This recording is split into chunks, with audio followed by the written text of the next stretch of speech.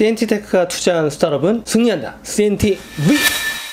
스타트업들의 투자 뒷이야기, 또 투자 프로세스를 공유하는 CNTV. 오늘은 세 번째 시간인데요.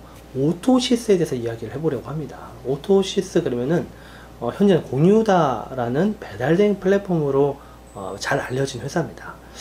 사실 이 회사 창업자는 조양현 대표라는 분이에요. 조양현 대표는 제가 2016년에 처음 만났습니다. 하지만 이분을 사실 제가 개발자로 그 이름을 익히 들었었던 것은 2007년부터였어요. 2007년에 우리나라에 보면은 배달 대행이 아닌 대리기사 서비스가 갑자기 활성화됐습니다. 뭐 대리기사 1577 무슨 땡땡땡땡 번호, 이런 번호들이 활성화됐는데, 그 이유는 배달 대행 소프트웨어 플랫폼이 만들어졌기 때문이었어요. 뭐 콜마너 등의 여러 가지 배달 대행 소프트웨어가 있었었는데, 당시 조양현 개발자는 이 배달 대행 소프트웨어의 메인 개발자였습니다. 사실 이분의 소프트웨어 때문에 대리운전 시장 자체가 열렸다고 볼 수 있어요. 그러니까 오토 그러면 우리 모바일을 생각하잖아요. 근데 당시 피처폰을 가지고 오토를 구현했었던 첫 번째 장본인이라고도 볼 수 있습니다. 상당히 좋은 직관이고 또 엔지니어로서도 굉장히 우수한 분이죠. 사실 이분 뵈자마자 이 정도 경험이면은 그냥 투자해도 된다, 뭘 하든지, 그런 마음으로 투자를 했습니다. 아니나 다를까 실제 이 경험 자체가 배달 대행 소프트웨어를 제대로 만들어낸 겁니다.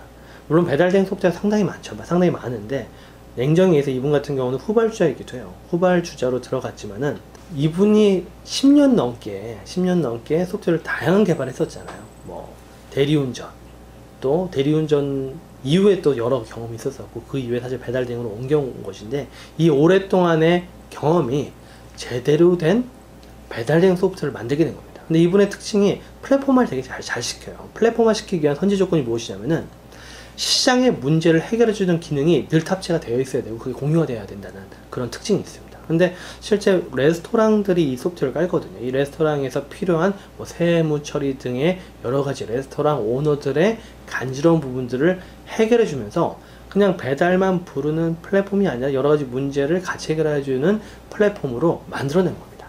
근데 처음부터 공유다 이런 형태의 플랫폼이 나온 건 아닙니다. 처음에 나왔던 서비스가 만나 플랫폼, 또 편의점 배달을 하는 부르심 이런 형태의 다른 형태의 플랫폼도 있었어요. 근데 지금은 요 플랫폼이 사실 공유다 형태로 거의 통합이 됐는데, 스타트업들이 주목해야 될 부분이 바로 이 부분입니다.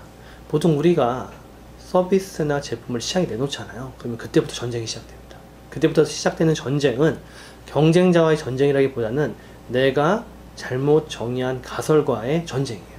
그러니까 내가 이렇게 하면 되겠지라고 해서 서비스 내놨는데 시장은 그게 니즈가 또 아니었던 상황이 상당히 많습니다.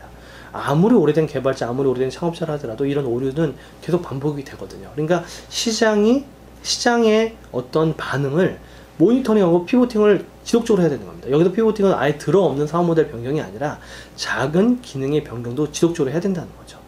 보통 이렇게 제가 비유를 하거든요. 어머니한테 임신했었을 때, 그리고 출산 이후에 아이가 태어났을 때, 둘 중에 언제가 더 힘드세요? 라고 물어보면은 100% 아이가 태어난 이유가 더 힘들다고 얘기를 하거든요. 이거랑 비슷합니다.